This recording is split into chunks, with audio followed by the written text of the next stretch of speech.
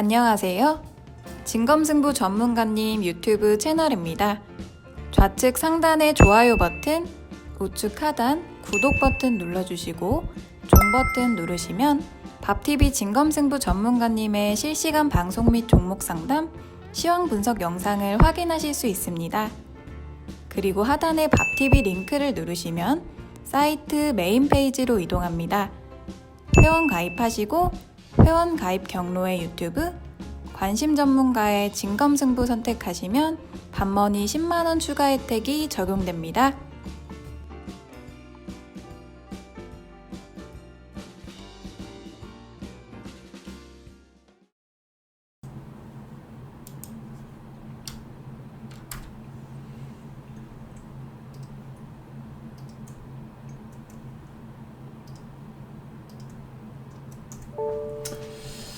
예, 반갑습니다. 자, 목소리 잘 들리시는 분들은 네, 1번 찍어주세요. 네, 잘 들리시죠? 네. 네, 자, 오랜만에 인사드리는 것 같습니다. 네. 네, 다들 어서오세요. 네. 자, 오늘 8월 20일, 자, 화요일 저녁 특강을, 자, 시작하도록 하겠습니다. 네.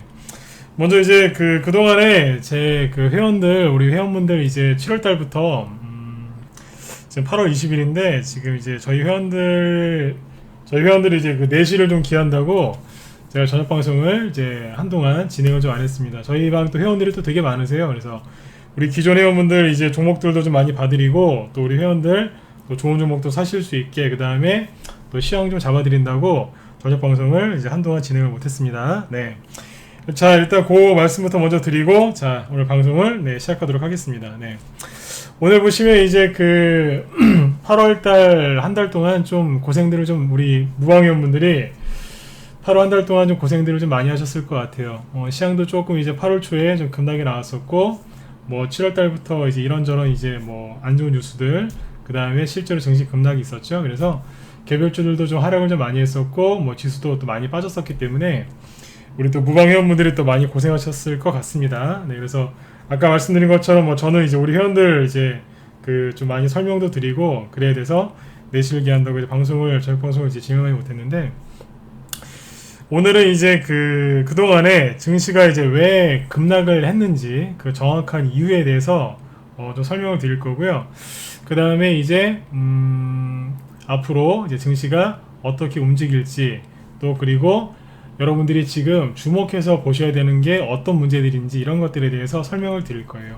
항상 이제 말씀을 드렸지만 이제 뉴스 이런 것들만 의존을 하시면 그 다음에 차트 이런 거에만 의존하시면 주식을 하기가 굉장히 힘들거든요. 그래서 8월 달에 아무튼 급락이 있었지만 여러 가지 뉴스들이 나오고 여러 가지의 뭐 그런 이제 뭐 소문들이 들리긴 하는데 정확하게 어떤 부분을 여러분들이 이제 체크를 하시고 보셔야 되는지 이제 그런 부분에 대해서 오늘 좀 상세하게 설명을 드리도록 하겠습니다. 네.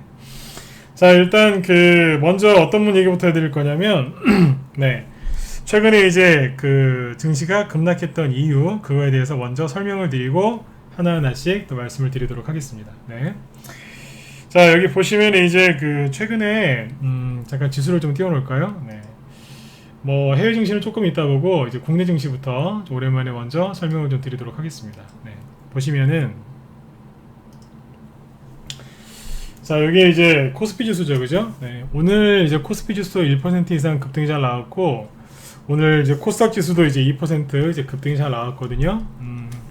보시면 이제 7월 달이었죠? 7월 달에 증시가 조금 하락을 했었는데, 7월 달에는 이제 일본 문제였었죠? 일본하고의 이제 경제 보복, 그런 문제들 때문에 좀 증시가 조금 흔들렸었죠, 그죠? 근데 잘 보시면은, 7월 달에 초반에 조금 불안감 때문에 하락을 했었지만 증시 자체가 그렇게 많이 빠지진 않았었어요. 왜냐하면 뭐 일본 경제 보복 때문에 우리나라 증시가 많이 빠졌다고 하지만 그건 개인들의 어떻게 보면 착각이에요. 왜 이런 얘기를 해드리냐면 실제로 7월 달에 그것 때문에 증시가 별로 빠진 게 없습니다. 그리고 삼성전자하고 SK 하이닉스의 주가를 보면 더 확실하게 알 수 있는데 삼성전자하고 SK 하이닉스의 주가를 보면은 7월 달에 오히려 주가가 올라갔어요. 대표적인 게 하이닉스인데, 자, 하이닉스 주가를 보시면, 자, 이거죠. SK 하이닉스가 여러분들 7월 달에 그 반도체 쪽에 소재 쪽에 문제가 있어서 굉장히 시끄러웠었는데 보시는 것처럼 증시가 오히려 이렇게 상승을 했었어요. 네, 그러다가 7월 말에 잠깐 조정받는다고 내려왔다가 8월 달에 이제 여러 가지 일이 또 있었죠. 그것 때문에 이제 8월 달에 약간 하락을 했던 거죠. 그래서 실제로는 일본 경제 보복 문제가 증시에 끼친 영향은 사실 별로 없습니다. 주식시장에 영향을 끼쳤다기보다는 주식을 들고 있는 사람들의 마음에 영향을 끼친 거겠죠. 그죠? 이런 문제들이 있었는데, 우리나라 이제 개인 투자자들의 심리를 완전히 이제 무너뜨린 거는 뭐 많이들 이제 아시겠지만 바이오겠죠. 그죠? 요번에 그 7, 8월 달에 이제 급락이 나왔던 이유가 뭐냐면 첫 번째로 꼽으라고 하면 바이오예요. 요거 때문에 증시가 급락을 많이 했었죠. 개인들의 심리를 완전히 무너뜨린 계기가 요 바이오입니다. 뭐 3, 4월 달부터 뭐 코오롱 티슈진이죠. 그 인보사 문제 얘기 나오고 그 다음에 뭐 HLB부터 시작해서 셀티론 헬스케어 뭐 한미약품도 문제가 좀 있었고요. 최근에 이제 신라젠이 이제 크게 한 방 터뜨렸죠. 그죠? 이제 그런 이슈들이 안 좋은 이제 초대형 이슈들이 터지다 보니까 바이오주들이 급락을 많이 했고 바이오를 많이 들고 있는 개인 투자자들이 우리나라에 굉장히 많거든요. 그래서 그 개인 투자자분들이 큰 손해를 많이 봤어요. 그래서 개별주 쪽에 이제 주식시장이 무너져 내렸다고 보시면 됩니다. 이런 것들이 이제 가장 큰 문제였었어요. 그리고 뭐 미중 무역 전쟁 때문에 많이 빠졌다라고 생각들 많이 하시는데 미중 무역 전쟁이 우리나라 증시를 그렇게 크게 무너뜨리거나 그러진 않았습니다. 한마디로 얘기하면 일본 경제 그 보복 문제하고 미중 무역 전쟁은 우리나라 증시를 크게 흔들진 않았어요. 조금 뒤에 더 상세하게 설명을 드릴 건데 이게 증시를 급락시킨 게 아니라 주식을 들고 있는 사람들의 마음을 무너뜨렸는데 가장 심리적으로 큰 타격을 준 것은 바이오입니다. 여기는 주가가 실제로 급락을 했거든요. 그래서 개인들이 완전히 요번에 심리가 무너졌어요. 그래서 8월 5일 날이죠. 그죠? 자, 그 지수를 잠깐 다시 보시면 8월 초에 7월 말부터 증시가 조금씩 하락을 하다가 여기입니다. 8월 5일, 6일 날 딱 2주 됐거든요. 요때 이제 급락이 나오면서 개인들의 심리를 완전히 무너뜨렸죠. 왜냐하면 작년 10월 달하고 이제 1월 달이 저점이었거든요. 근데 이 저점 라인을 붕괴를 시킵니다. 어디에서요? 8월 5일하고 8월 6일 날 딱 여기에서 급락했어요. 여기에서 어떤 일이 터졌냐면 이제 미중 무역 전쟁이 또 다시 한번 부각이 됐죠. 미국이 중국한테 9월 달부터 관세를 더 부과할 예정이다. 뭐 그런 얘기가 들리고 중국 위안화가 7위안을 넘어가면서 중국이 미국을 관세 그 환율 조작국으로 지정을 해버렸죠. 네, 그런 것 때문에 전 세계 증시가 딱 하루 요동을 쳤어요. 하루 이틀이에요. 딱 그거 하루 이틀 요동을 쳤는데 그때 우리나라가 이만큼 빠진 거죠. 전저점을 딱 건드리면서 주식시장을 이제 이만큼 하락을 시켰던 거예요. 뭐 그리고 나서는 추가 하락이 안 나오죠. 그죠? 요즘에 뉴스 보면은 진짜 우리는 뭐 정말 무슨 주식시장 끝난 것처럼 언론에서 이렇게 얘기를 하는데 잘 보시면 더 이상 안 빠지고 버티고 있죠. 네, 이걸 잘 보셔야 돼요. 그러니까 이제 요번에 증시가 급락 나온 이유는 바이오주 급락이 가장 큰 문제고요. 우리나라 같은 경우에 그래요. 그 다음에 일본 경제 보복, 미중 무역 전쟁 이런 문제들이 우리나라 주식 투자자들의 심리를 완전히 무너뜨린 거죠. 그런데 이제 여기서 가장 중요한 게 하나 있습니다. 우리 회원분들한테는 제가 무료 방송까지 안 해가면서 그 계속해서 2주 넘게 우리 회원들한테, 우리 정회원들한테 계속해서 설명했던 게 있어요. 그게 뭐냐면 바로 신용입니다. 제가 이제 중간중간에 무방을 한번 열어서 이 얘기를 한번 해드릴까 이제 그런 생각도 했던 적이 있어요. 뭐냐면 신용 반대 매매가 요번에 엄청나게 많이 나왔어요. 그 얘기를 신용 반대 매매가 나오기 전부터 우리 회원들한테는 얘기를 계속 해드렸어요. 굉장히 중요한 얘기였는데 세력들이 요번에 주가를 많이 폭락을 시켜서 신용 반대 매매가 많이 나온 게 아니라 신용 반대 매매를 시키려고 주식시장을 폭락을 시키는 거예요. 네, 그렇게 이해하시면 돼요. 이거는 뭐 사람마다 약간의 해석이 다를 수 있지만 제가 보기에는 우리 회원들한테 그렇게 얘기를 해드렸고 미리 증시 폭락 나오기 전부터 신용 반대 매매가 많이 나올 거다. 이게 세력들이 노리고 지금 이러는 거다라고 미리 얘기를 했었거든요. 우리 회원들한테는. 근데 지금 이제 제가 방금 말씀드린 것처럼 그렇게 이해하시면 좋을 것 같아요. 주가가 급락해서 신용 반대 매매가 많이 나온 게 아니라 신용 반대 매매를 많이 나오게 하기 위해서 주가가 급락한 거예요. 다른 나라에 비해서 조금 더 하락을 많이 했죠, 그죠? 그리고 전저점도 깨놨고요. 그게 왜 그러겠어요? 이 정도 빼야지 시종 반대 매매가 많이 나오기 때문에 세력들이 일부러 이렇게 만들었다고 보시면 돼요. 자, 그러면 그 말이 진짜인지 아닌지 한번 보여드리죠. 뭐냐면 우리 회원들한테 이거 진짜 2주 넘게 제가 본의 아니게 신용 특강을 했는데, 제가 진짜 우리 회원들한테 이번에 공부를 좀 많이 시켜드렸어요. 뭐 부득이하게 공부를 많이 했죠. 네. 이게 뭐냐면 작년에 이제 이건 작년 거거든요. 여기는 이제 작년 1월 달부터 2018년 1월 달부터인데요.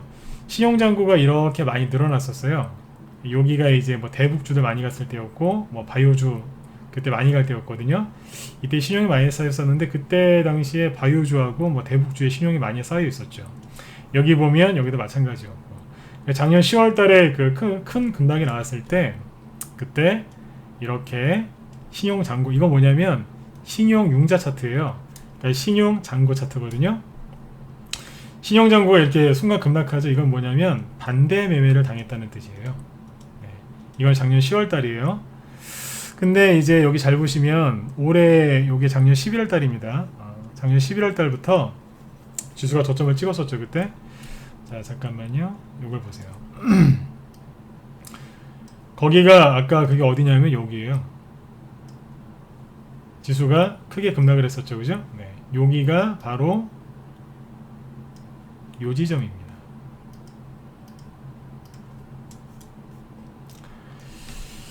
그 다음에 보시면 지수가 이제 반등이 슬쩍 나오면서 작년 11월 달부터 신용도 동반해서 상승을 합니다. 실제로 지수도 올라왔고요. 신용도 이만큼이 쌓였어요. 신용이 이만큼이 쌓였죠. 근데 이 신용을, 그게 있어요. 세력들은요, 본격적으로 이제 그 대세 상승, 강세장 이거를 이제 본격적으로 이제 상승장을 뽑기 전에 신용 물량 같은 거를 싹 정리를 시킵니다. 왜냐하면 개인들이 신용을 써서 주식을 사놨잖아요. 그러면 주가가 급등할 때 세력들은 계속해서 주가를 올리고 싶은데, 이 신용을 쓴 이 물량들이 방해를 하게 돼요. 그래서 세력들이 이제 본격적으로 주식시장을 이제 올리기 전에 가장 먼저 정리하는 게 누구냐면 신용 물량입니다. 이 물량들을 싹 죽이고 갑니다. 조금 표현을 좀 강하게 할게요. 싹 죽이고 갑니다. 완전히 눌러버려요. 그러니까 작년에 이제 여기 보시면 한번 이렇게 급락이 있었죠. 이 급락이 나오고 나서 원래는 지수가 여기쯤에서는 이제 쭉 올라갔었어야 되는데, 자꾸 이제 미중무역 전쟁이 자꾸 좀 길어지죠, 그죠? 그러다 보니까 주식시장이 바로 못 가고 있던 거예요. 약간 옆으로 돌리고 있었는데, 세력들이 이제 이 기회에 신용 물량들을 이번에 우리나라에서 싹 정리시킨 겁니다. 잘 보시면 정말 잔인할 정도까지 이만큼이 빠졌어요.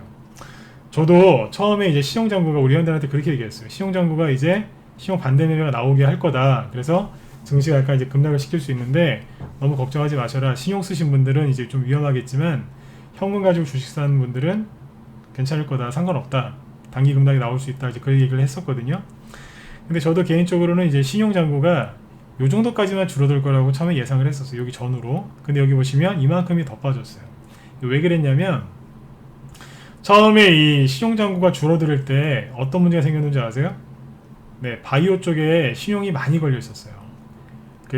제가 늘 말씀드렸지만 저는 작년 이맘때 2월달, 3월달, 4월달에 바이오주 그때까지는 했어요. 바이오주 하다가 싹 정리시키고 추천주 중에 바이오주 거의 다 매도시키고 나중에 이제 회원이 들어오잖아요. 그럼 보유 종목 중에 바이오 종목 있으면 다 팔게끔 만들었어요. 파시라고. 리딩도 그렇게 했고 실제로. 그러니까 바이오주가 좀 이례적으로 없는 방이 저희 방이에요. 전문가 방 중에서 뭐 바이오주 싫어하시는 분들도 다른 전문가분들도 있겠지만 정말 바이오주가 없는 방이 저희 방. 그 중에 이제 정말 바이오가 없는 방이 저희 방이었어요. 이제 그만큼 바이오주에 대해서도 제가 주의를 좀 많이 드렸었죠, 그죠? 근데 아무튼 이제 일반 개인 투자자들은 이 시점에서 신용이 많이 늘어났죠, 그죠? 이게 여기에서 사람들이 바이오주에 많이 실었다고 보면 돼요, 신용을. 근데 이제 신용이 급락하기 전에 바이오주 쪽에서 하나하나씩 문제가 생기죠. 3월 말 4월 달부터 뭐 코오롱 티슈진, 그 다음에 뭐 HLB도 급락했었죠. 왜 자꾸 HLB 얘기를 하냐면 HLB가 시가총액이 코스닥에서 5위 정도였어요.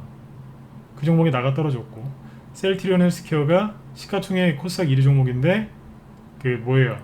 사모펀드죠. 대주주가 2대 주주가 주식을 엄청나게 팔고 블록딜로 팔고 나가버렸죠. 그 뒤에 어떤 일이 있었어요? HLB 임상 뭐 사실상 실패 그러면서 급락했죠. 하한가 맞고 마지막에 결정타 날린 게 누구예요? 신라젠이에요. 신라젠이 하한가 두 개 이상 나왔죠, 그죠? 점한가 2개 나오고 더 추가하게 나왔는데 세상에 10만원짜리 하던 주식이 만원대까지 떨어졌지 않습니까? 그러다 보니까 신용 반대 매매가 어마어마하게 나왔던 거예요.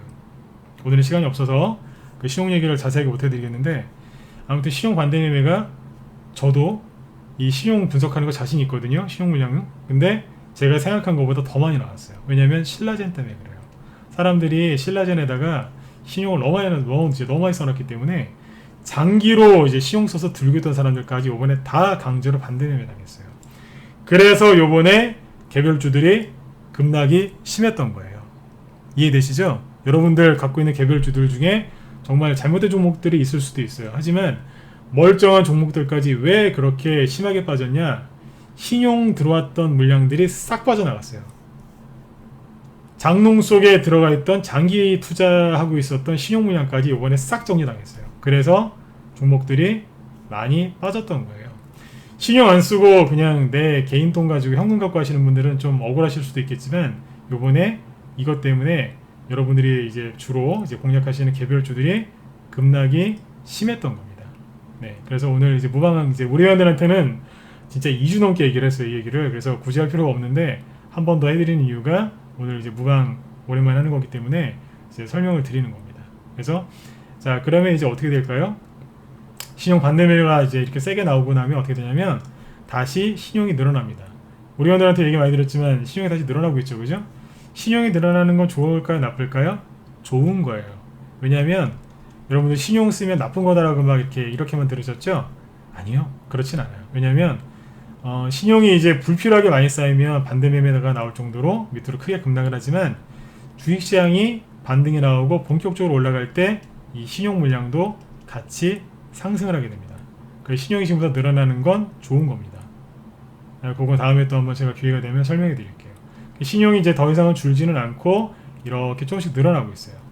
작년 10월 말에 신용 요게 딱 바닥을 찍고 그 다음부터 지수도 바닥을 찍고 그때부터 올라왔어요. 이거를 잘 기억을 하세요. 작년 10월 말에 신용잔고가 딱 바닥을 찍었을 때 그때가 코스닥 지수 바닥이었어요. 누구요? 코스피 말고 코스닥 지수 바닥이었다고요. 요번에 신라젠 때문에 마지막에 너무 신용 물량이 더 많이 나왔어요. 그래서 요번에 코스닥 지수가 좀 힘들었던 거예요. 그거를 정확히 이해하시면 됩니다. 이게 신용이 분석해보면 재밌습니다. 네. 그래서 아무튼 요번에 이제 급락을 했던 실제적인 이유가 뭐냐면 과도하게 급락했던 이유는 신용 반대 매매 때문입니다. 네, 이해되셨죠? 네. 그 다음에 이제 벌써 30분이네요, 그죠? 네. 그 다음에 이제 요번에 이제 그 이후에 어떻게 됐느냐? 이제 코스닥 지수를 보면서 얘기를 해드릴게요. 오늘 이제 2% 이제 급등이 나왔죠, 그죠? 코스피 지수보다 이제 코스닥이 더 지금 빠르게 좀 회복을 하고 있습니다. 초반에는 외국인이 그 신용 반대 매매 나오는 거 있죠? 여기에서 신용 반대 매매가 여기서 제일 많이 나왔거든요.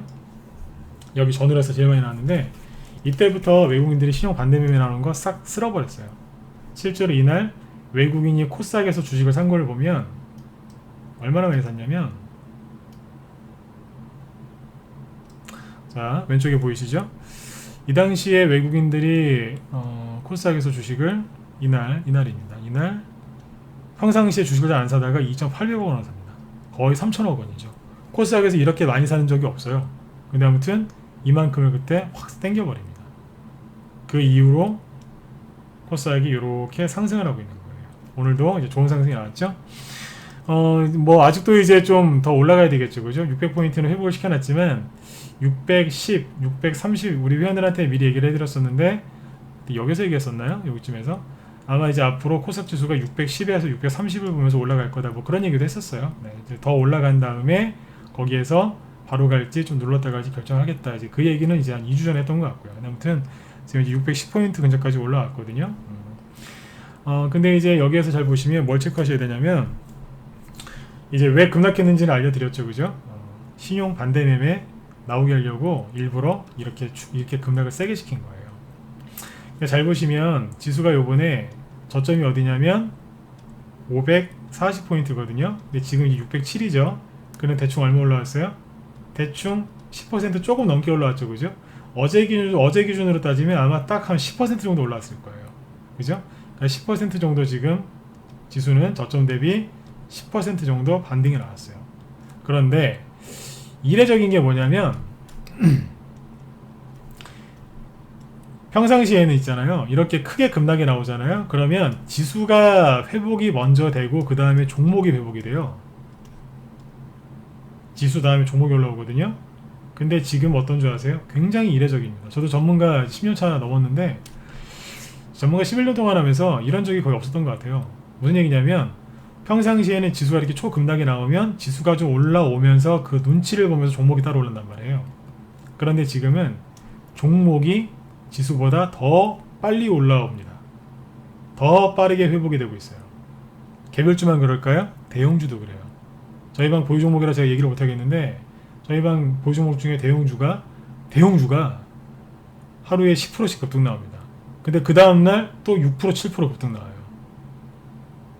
그게 한 개가 아니에요. 지금 여러 개가 지금 시작했거든요. 연달아 계속 나옵니다. 대형주가 여러분들 5% 7% 급등 나오면 한 7% 10%씩 급등 나오면 상한가 났다고 하거든요. 대형주는요. 업계 1인데 그런 것들이 지금 막 나와요. 개별주들은 얼마나 더 지금 빠르게 올라오겠어요. 지금 굉장히 빨리 회복이 됩니다. 왜 그러겠냐 이거예요. 신용 반대 매매 그거를 타깃으로 정해서 그거를 죽이려고 했던 거였거든요. 신용 반대 매매가 아까 보셨지만 어마어마하게 다 나왔어요. 세력들이 목적을 잃었거든요. 더 이상 개별주들을 급락시킬 이유가 있나요? 없죠. 자기들이 원하는 걸 잃었으니까. 그래서 지금 종목들이 굉장히 빨리 회복이 돼요. 코스닥 지수 기준으로 지수가 한 10% 정도밖에 못 올라왔는데 종목들은 저희 방 보유 종목 기준으로 종목마다 약간 편차는 좀 있습니다만 센 거나 30% 이상 보통 20%씩 지금 반등 나와 있습니다. 저점 대비 8월 5일날 6일날 저점 찍었었겠죠, 그죠? 그거 대비 20% 이상 올라온 것도 많아요. 그리고 보유 종목 중에 신용 영향을 별로 안 받은 종목들은 거의 빠지지 않은 것들도 있고 원래 어디요? 7월달 급락하기 전에까지 지금 회복된 것도 지금 꽤 나와요. 보유 종목 중에요. 이게 뭐겠어요? 세력이 매집이 돼 있으니까 바로 올려놓는 거예요. 요번에 7월 말하고 여기 8월 초에 개인들이 손절 엄청나게 했죠, 그죠? 이게 잘못된 거예요. 제가 평상시에 비관론자들 말 듣지 말라 그랬죠? 비관론자들은 왜 제가 말을 듣지 말라고 하냐면 증시가 여러분들 생각한 것보다 더 올라갈 수도 있고 약간 누를 수도 있어요. 근데 비관론자들의 말을 왜 듣지 말라고 하냐면 비관론자들의 특징이 뭐냐면 차트만 보고 뉴스만 봐요. 그리고 모든 걸 판단하고 모든 걸 다 그냥 그렇게 확정을 줘버려요. 그러면 안 돼요. 주식은 살아있는 생물이기 때문에 교만해도 안 되지만 너무 한쪽에 치우쳐서 이렇게 확정을 줘버리면 안 돼요. 근데 비관론자들 대부분이 뉴스하고 차트만 봐요. 제가 했던 얘기가 그거예요. 차트가 요번에 이렇게 심각하게 망가진 이유는요. 대형주 같은 경우에는 공매도가 좀 걸려 있으면 차트가 좀 진짜 여러분들이 보시기에 가슴 아플 정도로 급락을 해요. 개별주들은 왜 급락을 그렇게 차트를 이제 뭉개뜨리면서 급락하느냐? 시종 반대 매매가 나오면 지지선이고 뭐가 없어요. 그냥 확 떨어져 버려요. 대형주는 공매도 걸리면 그렇게 그런 식으로 확 떨어져 버리고. 그런데 재밌는 게 뭐냐면 반등 나올 때 있잖아요. 그렇게 이상하게 떨어졌죠. 그러니까 지지선 무시하면서 그냥 전저점 이런 거 무시하면서 떨어지잖아요. 반등 나올 때 저항 무시하면서 올라와요. 엄청나게 세게 올라와요. 특징들이 그거예요. 근데 그거를 개인들이 몰라요. 왜 모를까요? 왜 모르겠어요? 해본 적이 없는 거예요. 증시가 이런 식으로 급락이 나오면 그냥 손절 때리고 더 이상 그 주식 안 보거든요. 그러니까 모르는 거예요. 반등이 어떻게 나오는지.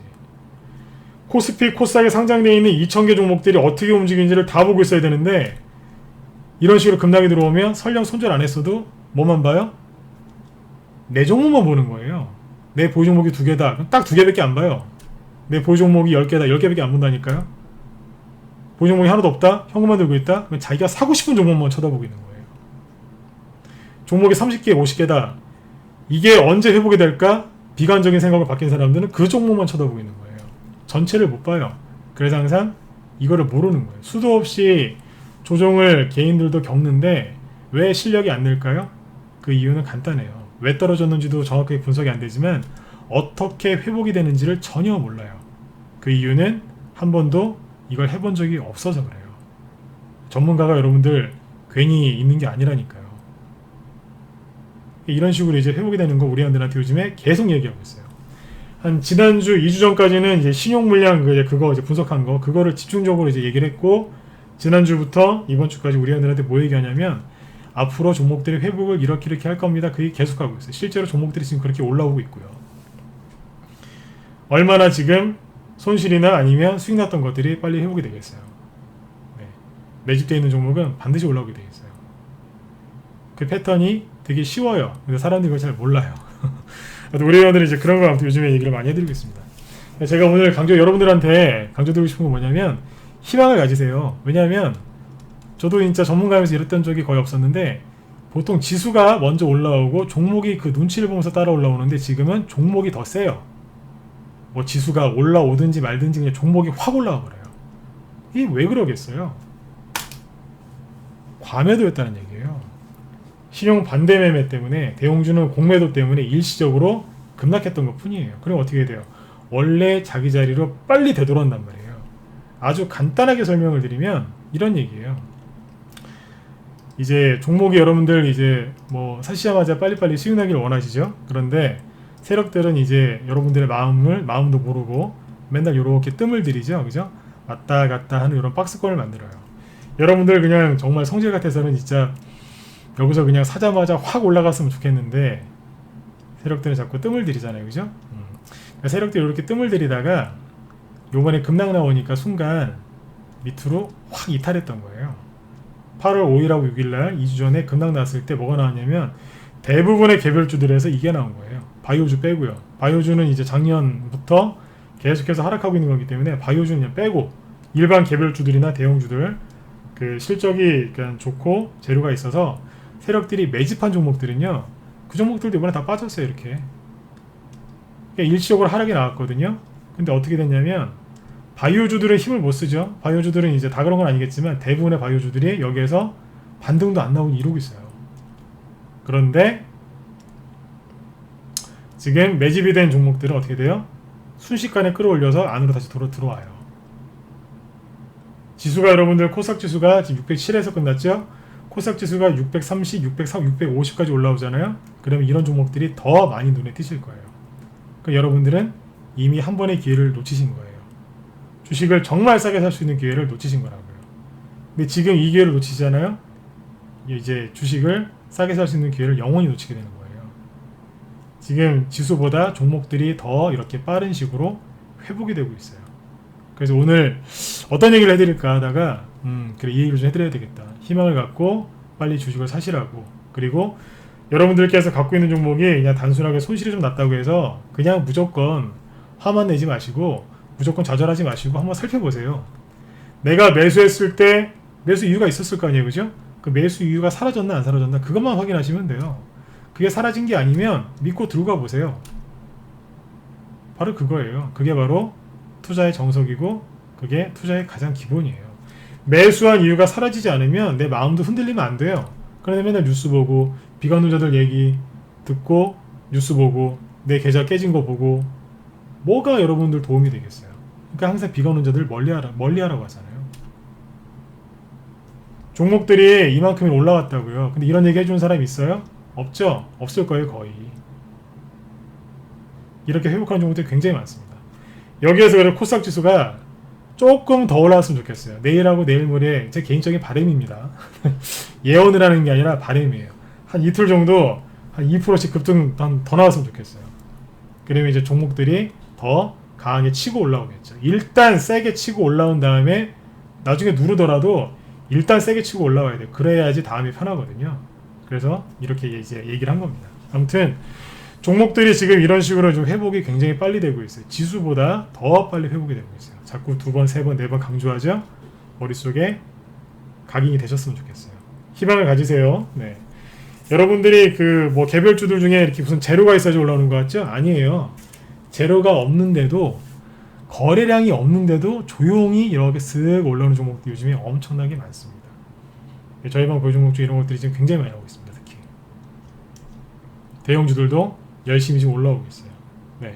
이런 것들 여러분들 종목 얘기부터 먼저 해드렸으니까 이거를 꼭 머릿속에 기억을 하셔야 돼요. 자, 그리고 자, 오늘은 이제 9시까지 이제 방송을 진행할 겁니다. 20분 남았는데, 자, 여기에 이제 뉴스를 두 가지를 보여드릴게요. 요즘에 이렇게 보면은 자, 잘 보세요. 우리 회원들도 좀 꽤 들어와 계실 텐데, 우리 회원들도 꽤 들어와 계실 텐데, 자, 같이 한번 보세요. 오늘 재밌는 뉴스가 나왔는데, 최근에 그 한 달 동안 이렇게 보시면 이게 외국인이거든요. 외국인이 맨날 보면 거래소입니다. 맨날 주식을 파는 것 같아요. 그죠? 코스닥을 보세요. 그때 시종 반대 매매 나올 때쯤에 엄청나게 사더니 최근에는 코스닥 주식 굉장히 많이 파는 것 같아요. 그죠? 많이 팔진 않아요. 근데 어쨌든 보면 뭐 매일 파는 것 같아요. 그죠? 외국인이 맨날 주식을 파는 것 같죠. 그죠? 그죠? 뭐 뉴스 나오는 거 보면 뭐 외국인이 뭐 어쩌고저쩌고 이탈하느니 뭐 우리나라를 안 좋게 본다는 이런 기사만 나오죠. 그죠? 근데 실제로 여러분들 이거 매일 체크하시는 거잖아요. 투자자별 매매 현황인데 제가 봐도 그죠? 이것만 보면은 외국인이 맨날 주식 파는 것 같아요. 그런데 어떤 뉴스가 나오냐면요. 이 뉴스가 나온 지가 좀 됐는데 오늘 또 나왔어요. 왜냐하면 신기록을 또 갱신했거든요. 무슨 뉴스냐면 이 뉴스예요.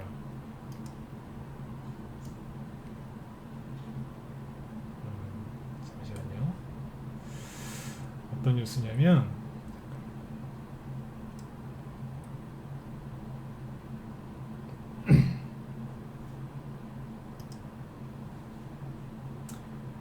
목소리 잘 들리시면 1번 한 번 더 찍어주세요. 네.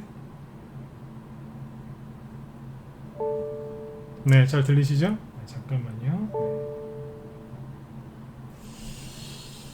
네, 뉴스를 지금 좋은 걸 하나 띄워드리려고 했더니, 네, 약간 버벅거리네요. 잠깐만요.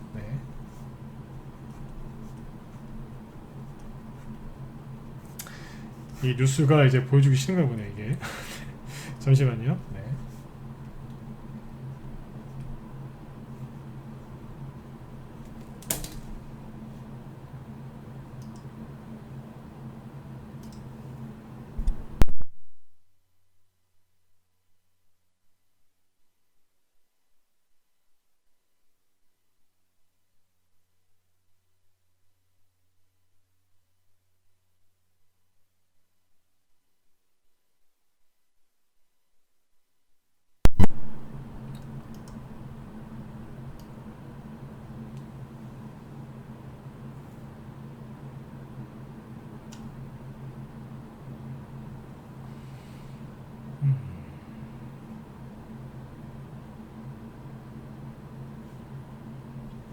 네.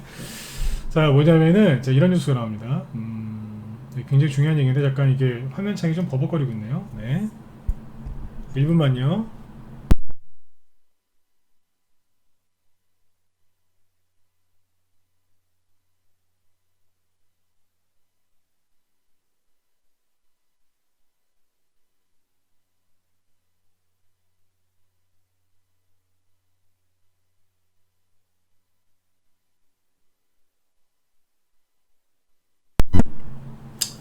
네, 제가 읽어드리겠습니다. 이게 지금 말로 이제 화면을 띄워드리려고 했더니 약간 컴퓨터가 약간 좀 버벅거리는 것 같네요. 네, 뭐냐면 국내 증시 부진에도 외국인 투자 비중 상승세 이런 기사가 나옵니다. 자, 이겁니다. 자꾸 띄워드리려고 했더니 약간 좀 버벅거리네요. 이게 뭐냐면 외국인이 지금 이제 13년 만에 지금 투자 비중이 38%까지 늘어났다는 게 있어요. 이게 지금 이쪽으로 넘어오진 않아가지고 이쪽에서 지금 못 보여드리고 있는데 읽어드릴게요. 참 이게 보여드리면 더 좋을 텐데 여러분들이 검색을 한번 해보세요. 네. 국내 증시 부진에도 외국인 투자 비중 상승세 이렇게 나오는데 자 읽어드립니다. 국내 증시가 부진한 상황 속에서도 외국인 투자자 비중은 38%를 넘어서는 등 꾸준한 상승세를 보이고 있다. 이렇게 나오죠. 아 이렇게 하면 보이겠군요. 이거 화면 보이시면 1번 한번 더 찍어주세요. 네네. 잘 보이시죠? 잘 보이세요? 네네. 네. 자 이렇게 해서 보여드릴게요. 국내 증시가 부진한 상황에서도 외국인 투자자 비중은 38%를 넘어서는 등 꾸준한 상승세를 보이고 있다. 한국거래소에 따르면 유가증권 시장에서 네, 어제 19일 기준 외국인 보유 주식의 시가총액은 495조. 이야, 엄청나게 사놨어요. 그죠? 우리나라 전체 시가총액의 38%랍니다. 외국인 투자자들의 시가총액 비중은 연초 이후에 꾸준히 상승세를 보이고 있다. 올해 초 35%를 맴돌던 외국인의 비중은 3월 이후 37%대, 지금은 38%까지 올라왔답니다. 아까 보여드렸죠, 그죠? 언뜻 봐서는 외국인이 맨날 주식을 팔고 있는 것 같은데, 그죠? 외국인이 주식을 엄청나게 사고 있어요. 이게 몇 년 만에 이만큼 산 거냐면, 그 다음 기사 잠깐 보여드리죠. 자, 보이시죠? 증시 부진 또 있어요. 증시 부진에도 외국인 비중 38% 돌파. 13년 만에 최고치랍니다. 왜 이런 기사들은 여러분들 관심을 안 가지시고 왜 자꾸 나쁜 소리만 들으시는지 모르겠어요. 자, 보세요. 19일날 유가증권 시장 외국인 투자자 시가총액 비중 추이. 작년 말부터 현재까지입니다. 보세요. 외국인 뭐 하고 있어요? 열심히 한눈 안 팔고 꾸준하게 사고 있잖아요. 근데 여러분들은 왜 맨날 뉴스에 속아서 손절 때리고 안절부절 못 하시냐 이거예요. 왜 안절부절 못 하는 줄 아세요? 혼자 하니까 그러신 거예요. 그리고 종목에 대해서 자신이 없으니까. 매수는 했는데 자신이 없는 거죠. 그러니까 힘든 거예요. 팔면 오르고 사면 떨어지고, 조금만 기다리면 올라올 건데 팔아버리고, 조금만 기다리면 상한가 나올 건데 팔아버리고, 후회하고, 계속 반복되시죠, 그죠? 자신이 없어서 그래요. 그게 실력 때문인 거잖아요, 그죠? 그러니까 보시면 이게 실력이 어느 정도 갖춰지신 분들이 혼자 하는 건 상관이 없는데, 이게 실력이 아직 안 되시는 분들은 이게 조심하셔야 돼요. 못 견뎌요. 외국인들이 이렇게 꾸준하게 사고 있지 않습니까? 그럼 간단한 거 아닙니까? 우리나라 국민들은 우리나라 주식을 안 좋게 보고 있지만 외국인들의 시각은 전혀 다르다는 거예요. 2006년, 2007년 이후에 이만큼 주식을 외국인이 많이 산 적이 없답니다. 여러분들 주식시장이 꼭지예요?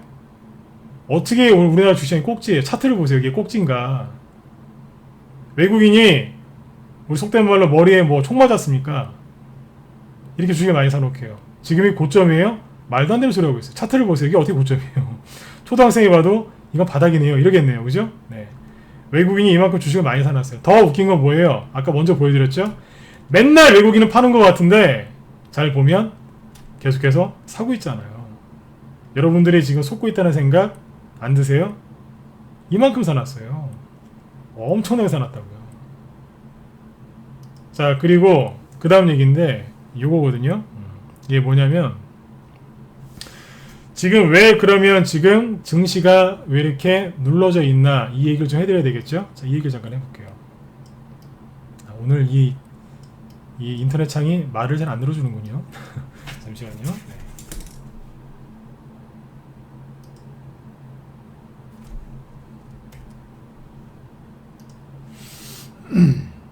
네. 지금 이제 또 어떤 얘기를 해드릴 거냐면, 이게 이제 마지막 얘기입니다. 최근에 이제 증시가 이렇게 조정을 받은 이유가 있어요. 이거는 뭐냐면, 일단 다우지수를 잠깐 보여드릴게요. 평상시 같으면 다우지수 먼저 얘기하고 이제 코스피 코스닥지수 얘기하는데, 오늘은 거꾸로 가요. 이유가 있어요. 왜냐면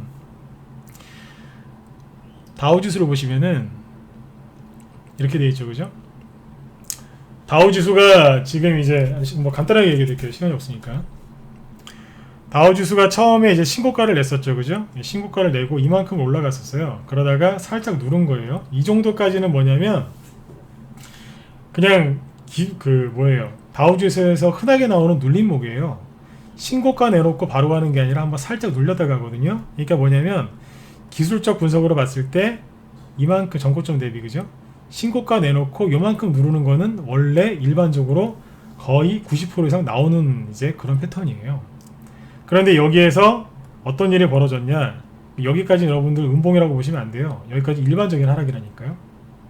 그런데 여기에서 센 게 하나 떨어지죠. 미국 다우지수가 2% 이상 급등락을 잘 안 하는데 평상시에는 이날 3% 정도 급락을 했었죠. 이때 이게 왜 떨어졌느냐, 미중 무역전쟁, 무역 갈등이 다시 이제 격화되면서 뭐 중국한테 미국이 환율 조작국을 지정해버렸죠. 그래서 그때 전세계 증시가 하루 내려앉았어요. 그때 우리나라가 8월 5일 6일날 그때 급락한 거예요. 맞죠? 자, 미국을 잘 보세요. 그때 그러고 나서 추가 하락 나온 게 있어요? 없어요? 없잖아요. 제가 보신 게 뭐냐면, 미국이 엄청나게 급락한 것 같지만 사실은 음봉 하나 딱 한 대 맞고 더 이상은 안 빠지고 있어요. 지난주에 여기 또 3%짜리 급락 나와서 빠지려고 하니까 그때부터 트럼프 대통령이 자꾸 입을 열죠. 미국 경제 최고다, 최고다, 우리가 뭐 돈 잘 벌고 있다, 뭐 건전하다, 강하다 계속 그러죠. 트럼프 대통령이 바닥을 잡아줄 때 항상 트위터에서 항상 하는 얘기가 있어요. 미국, 우리가 지금 잘하고 있다, 우리 경제 굉장히 좋다, 막 이런단 말이에요. 그러면 증시가 더 이상 안 빠져요. 여기서도 그랬고, 어디에서요? 여기서도 그랬어요. 여기서도 그랬고, 여기서도 그렇고. 지금 트럼프 대통령 입을 잘 보시면 돼요. 순간 하락을 멈추고 바닥을 잡죠. 다우지수 트럼프 대통령이 만드는 거예요. 우리나라는 누구 따라가요? 다우지수 따라가잖아요. 이걸 잘 보시면 돼요. 그리고 미국이 중국한테 엄청나게 세게 공격을 했죠. 그러면 미국이 3% 빠졌으면 중국은 5%, 7%, 한 10% 급락해야 되는 거 아닌가요? 그죠? 8월 초에 중국이 여기도 급락을 했었어요. 그죠? 급락했는데 잘 보시면 어떻게 했어요? 중국이 박살나야 되지 않습니까? 우리나라가 아니고 중국이 박살났어야죠. 그죠? 근데 중국은 어디냐면 이 박스권에 있다가 순간 잠깐 딱 한 방 나갔어요. 딱 한 번 급락했다가 그 다음부터 바로 천천히 저점 높이고 있다가 지금은 박스권 안으로 들어왔어요. 하락을 했어요, 안 했어요? 안 했어요. 우리나라 삼성전자하고 SK하이닉스 주가 확인해 보세요. 8월 달에 하락한 거 거의 다 메꿔놨습니다. 여러분들이 갖고 있는 개별주가 왜 이렇게 많이 떨어졌냐고요? 둘 중 하나죠. 시종이 많이 쌓여 있어서 개인들 반대 매매 당해서 많이 급락했든가, 아니면 그냥 무서워서 개인들이 손절 때렸든가. 둘 중 하나거든요. 세력들이 그 물량 다 받아냈단 말이에요. 그러니까 종목이 지수보다 종목이 더 빨리 올라오는 거예요. 지금 다른 나라를 정확하게 보셔야 돼요. 뉴스만 보면 전 세계 망하는 것 같죠? 이게 어떻게 와서 망하는 겁니까? 딱 한 번 나갔다가 바로 들어왔는데 이걸 안 보고 맨날 불안해 하시는 거예요. 왜요? 자신이 없으니까요. 실력을 쌓기 전까지는 그걸 혼자 하시면 안 되는 거예요. 이게 지금 여러분들 아무리 봐도 주식을 싸게 살 수 있는 절호의 기회예요. 한 말씀 더 드리고 마무리 짓게요. 왜 그러면 전 세계 증시가 이렇게 흔들어 놨을까요? 언론에서는 왜 자꾸 안 좋은 얘기만 이렇게 하고 있을까요? 이유는 간단합니다. 길게 하는 상황 이제 설명 못 드리겠는데, 미국 트럼프 대통령이 지금 전 세계 금융시장을 흔들어 놓고 있습니다. 주식을 잘하려면 개인들의 생각이 중요한 게 아니에요. 증권사의 생각이 중요한 게 아니라 세력의 생각이 중요한 거예요. 우리나라 코스피 지수가 올라갈까 떨어질까, 우리나라 증시가 올라갈까 떨어질까는 개인들의 생각, 언론의 생각이 중요한 게 아니에요. 누구의 생각이 중요한 거예요? 세력의 생각이 중요한 거거든요. 미국의 다우지수를 만들어가는 게 누구예요? 트럼프 대통령이에요. 이거 실제로 뉴스에 나왔던 얘기입니다. 제가 뭐 억지로 주장하는 게 아니라 뉴스에 나왔어요. 이게 실제로 그러고 있다고. 미국의 그 증시를 그렇게 만들어가는 사람이 트럼프 대통령이죠. 그러면 누구의 생각이 중요하겠어요? 트럼프 대통령의 생각이 중요한 거예요. 현재 외국인의 생각, 이제 우리나라 주식을 바라보는 외국인의 생각은 뭐예요? 굉장히 저평가되어 있고 싸다 이거예요. 그러니까 지금은 대형주뿐만 아니라 개별주까지 싹 쓸어가고 있어요. 지금. 그러니까 외국인의 지분이, 비중이 13년 만에 최고치를 기록하고 있다잖아요. 앞으로 더 안 늘어날 것 같으세요? 더 늘어날 거예요. 왜요? 외국인은 나중에 주식을 자기들이 매수하면서 주가를 끌어올리기 때문에 지분은 나중에 더 늘어날 가능성이 커요. 그럼 트럼프 대통령은 왜 지금 이렇게 전 세계 금융시장을 흔들어 놓을까요? 간단합니다. 전 세계 금융시장을 흔들어요. 왜요? 경제가 안 좋은 것처럼 만들어야 되거든요. 왜 경제가 안 좋은 것처럼 만들어야 될까요? 미중무역 전쟁 계속하면서 왜 안 좋은 것처럼 만들까요? 그래야지 미국 연준이 금리 인하를 하거든요. 그 트럼프 대통령은 왜 요즘에 보시면 막 오늘도 막 그러죠. 금리 1%까지 내리라고 단기간 안에. 그 다음에 양적 완화 정책도 좀 해야 되겠다고. 막 트럼프 대통령이 대놓고 얘기하죠. 제롬 파월 미국 연준 의장, 경제 쪽에서는 이제 가장 수장 중에 한 명인데 그 사람을 바보 멍청이라고 대놓고 언론을 통해서 조롱합니다. 비난합니다. 그러면서까지 금리 인하를 하려고 해요. 왜 전 세계 금융시장을 흔들면서 금리 인하를 하려고 할까? 트럼프 대통령의 생각은 주식시장을 폭등시키려고 그러는 거예요. 결론부터 얘기하면 그거예요. 주식시장을 폭등을 시켜야 되는데 돈이 필요하거든요. 그 돈이 필요한데 그 돈을 어디서 갖고 와야 되겠어요? 금리 인하가 뭐예요? 양적 확대 정책이거든요. 그러니까 양대 확대 정책을 펼치려면 금리 인하를 해야 되는데 제롬 파월 의장이 말을 안 들으니까 지금 우리 속된 말로 막 괴롭히는 거예요. 달달달 볶는 거예요. 그냥 금융시장 흔들어가면서. 그래야 금리 인하를 할 거 아닙니까? 금리 인하를 해서 돈이 풀리면 유동성 장세가 펼쳐지겠죠? 유동성 장세가 펼쳐지면 어떻게 돼요? 주식시장 폭등 나와요. 오바마 대통령 때 왜 주식시장이 이렇게 많이 갔는 줄 아세요? 양적 확대 정책을 3번이나 펼쳤어요. 금리 인하 계속하고. 그래서 엄청난 상승장이 펼쳐졌어요. 트럼프 대통령이 원하는 건 주식시장 폭등입니다. 왜요? 자기 재선해야 되니까. 주식시장이 폭등하면 미국 사람들은 펀드 이런 거 많이 하거든요. 그러면 돈 잘 벌겠어요? 못 벌겠어요? 잘 벌겠죠? 미국인들이. 그죠? 그럼 어떻게 돼요? 대통령 지지율이 올라가겠죠? 내년 대선에 당연히 되겠죠? 그거를 지금 트럼프 대통령이 노리고 이러는 거예요. 트럼프 대통령 욕만 하지 마시고, 솔직히 너무 저러니까 진짜 사람들이 너무 힘들어하는 건 맞아요. 하지만 트럼프 대통령이 왜 저렇게 전 세계 이제 금융시장을 흔드는지를 잘 아셔야 돼요. 주식시장 폭등시키려고 그러는 거예요. 그럼 미국만 가겠습니까? 전 세계 증시가 같이 올라가는 거죠. 그죠? 중국도 지금 그래서 안 빠지고 이렇게 버티고 있는 거예요. 다 됐어요, 이제. 거의 다 돼가요. 여러분들 지금 주식 안 사시면 나중에 굉장히 비싸게 사셔야 돼요.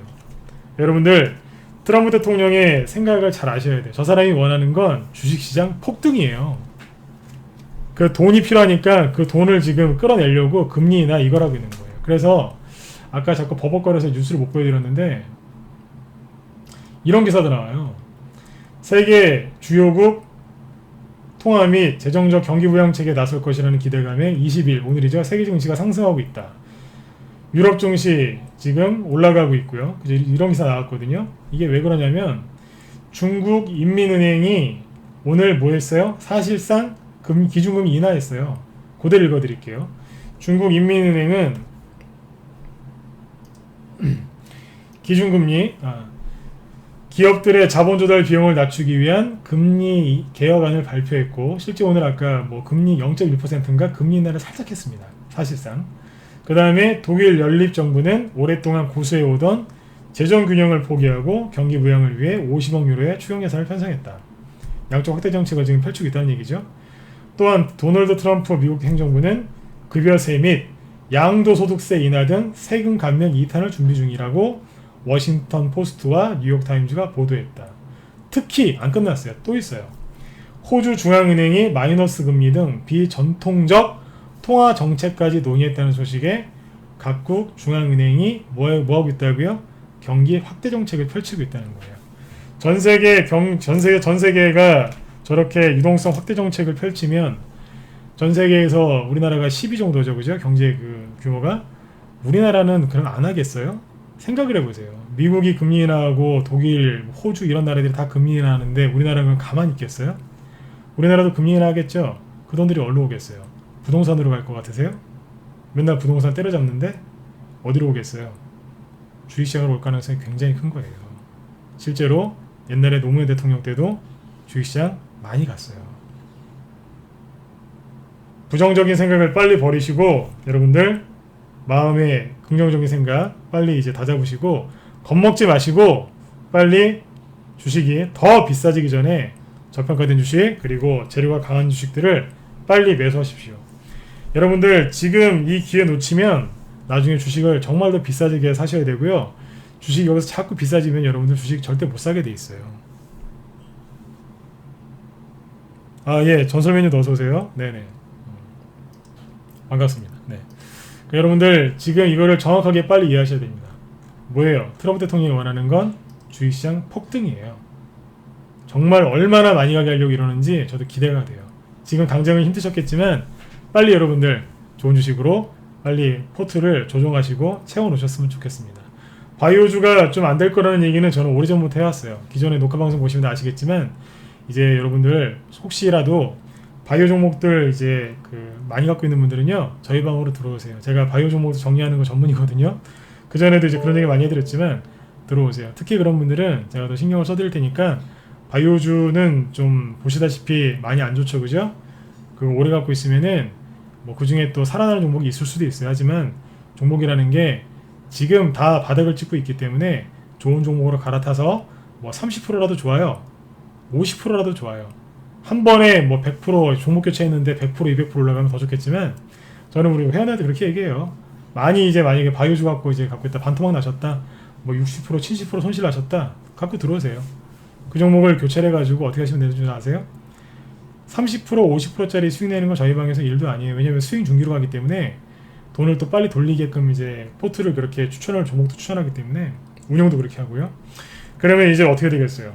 뭐 손실이 아무리 많이 보셔도 1000만원 갖고 30% 50% 수익 한번 내시고요.